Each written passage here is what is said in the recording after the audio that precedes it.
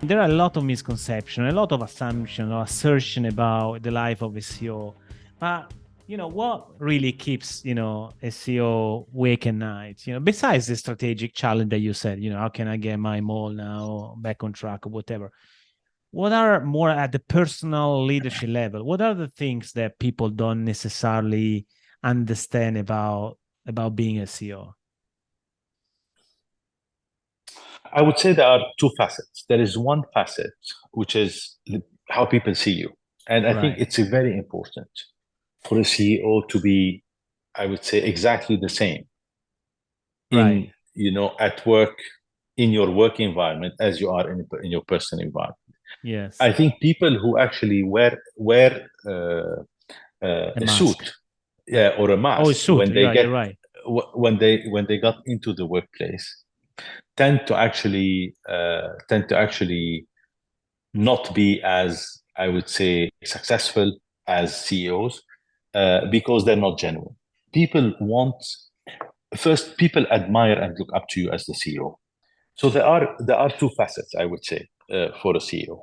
There is the facet of the individual that people sometimes do not know, and there is the other facet of the CEO that people interact with, etc. And I think it's very important for CEOs to merge the two facets, uh, because however you are, people look up to you because you are the leader.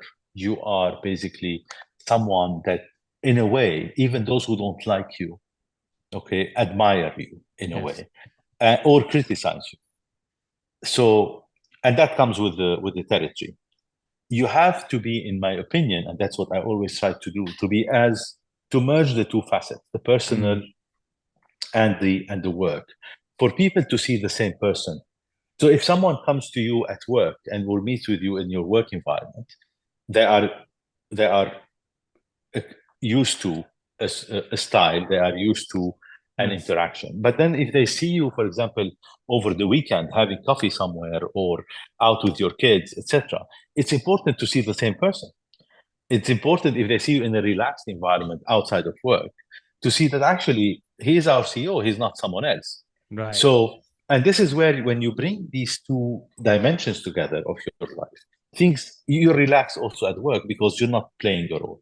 CEOs who actually put on a suit or a mask, in a way, in my opinion, do not tend to be as successful. To do that, you have to be comfortable in your skin.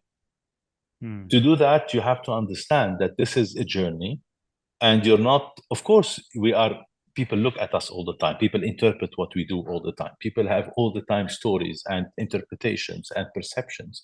But very importantly is for you to be accessible, to communicate, and for people to see that actually the principle, the values that drive you are the same, those who drive the actual person, okay, and not very different. There is this thing about, you see someone driving a car, and sometimes people, when they get behind the wheel, they become different. They Yes. become nervous, or they become whatever, or they shout, or they curse. And you see what happened. What happened? Why is it that you are this way behind the wheel? Okay, obviously they're stressed in a way. It's something that stresses them and brings that aspect of them.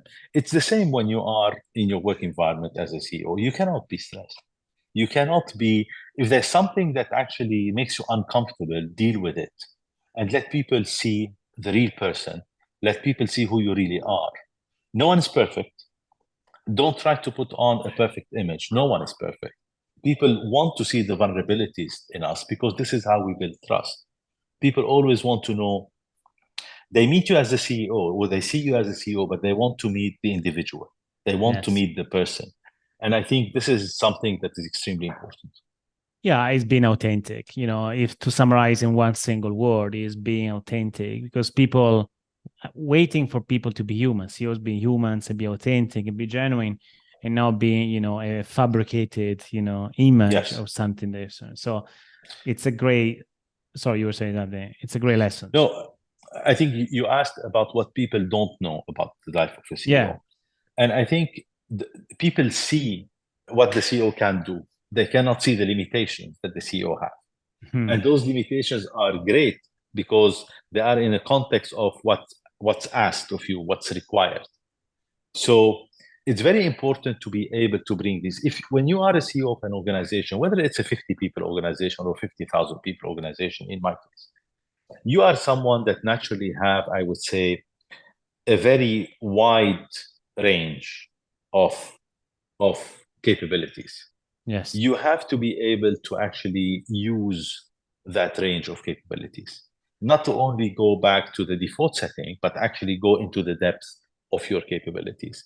You cannot portray to people the limitations that you have, but you shouldn't hide them. You shouldn't be driven by your limitations. You should be driven by what can be done and try to work on basically overcoming the limitations that you have.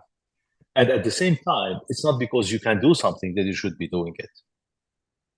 So basically, how do you balance that is very important. People sometimes don't see the challenge that is represented between what can be done and what cannot be done, because people come to you for answers. And it's very important that when people meet with you, they actually also be part of the conversation, and always try to get people to engage in the conversation and finding the solutions together rather than telling them what needs to be done.